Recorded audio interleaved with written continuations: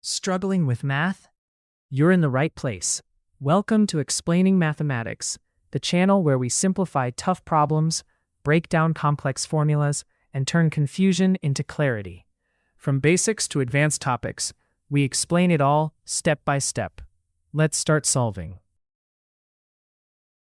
Today, we're going to crack a code. Seriously, it's like a secret language that scientists and engineers use to describe pretty much everything, from the biggest galaxies down to the tiniest atoms. And this isn't about just memorizing boring math rules. It's about learning a powerful shorthand that helps make sense of the universe. So, let's dive in. Okay, so take a look at this. Imagine you had to write that out every single time. It's a lot. It's just clunky and tedious, and you know you'd probably lose count somewhere along the way. For anyone dealing with really big numbers, this isn't just annoying, it's a massive problem. Of course there is. I mean, that's what we do, right? We look for patterns, for shortcuts, for a more elegant way to do things. So what's the solution to this big, repetitive mess? Well, it's something you've definitely seen before. It's the exponent. Instead of that long, drawn-out chain of fives, we just write 5 with a little 6 up top. That big number, the 5, we call that the base. And the small number, the 6, that's the exponent. And it just tells you, hey, multiply the base by itself this many times. So much cleaner, right? Now, just like any language, this one has a few rules of grammar. But don't worry, they're not complicated. In fact, they're super logical once you see them. Let's just quickly walk through the 3 main rules you need to know to get fluent. First up, we've got the product rule. It's pretty simple.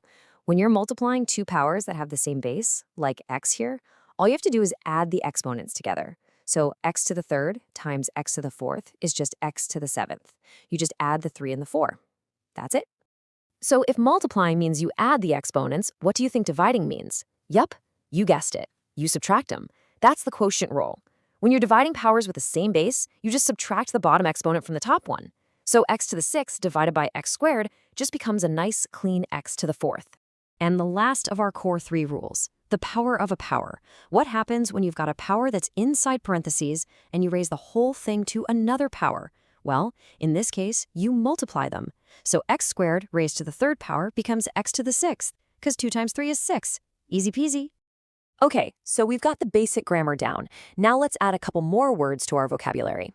We're going to look at 2 special cases, 0 and negative exponents, that might seem a little weird at first, but trust me, they unlock a whole new level of usefulness. Let's start with the 0 exponent rule. This one is surprisingly simple. Any number, I mean any non-zero number at all, raised to the power of 0 is always 1. Not 0, it's 1. 5 to the power of 0 is 1. A million to the power of 0 is 1. It's just a fundamental rule. All right, now for a classic one that trips a lot of people up. If you see 2 to the power of -3, your first instinct might be to think the answer is negative, right? Like maybe -8. It's a totally common assumption to make. But here's the thing. A negative exponent has absolutely nothing to do with making the number itself negative. It's actually an instruction. It's telling you to flip it, to take the reciprocal. So 2 to the -3rd really means 1 times over 2 to the +3rd, which of course is 1/8. It just means you're dealing with a fraction. Okay, you ready for a really cool twist? Now that we understand negative exponents are about flipping things, let's look at another surprising connection. It turns out that our whole language of powers is secretly related to something else you already know really well, roots. You know this guy, right? The good old radical, the square root symbol. It just asks a simple question. What number, when multiplied by itself, gives me the number on the inside? We all know the square root of 25 is 5, because 5 times 5 is 25. So we know what 16 squared is, right? 16 times 16. But what on earth could an exponent that's a fraction mean? Like 16 to the power of 1/2. How can you multiply something by itself half of a time? It sounds kind of weird and abstract. And here is the big reveal, the aha moment.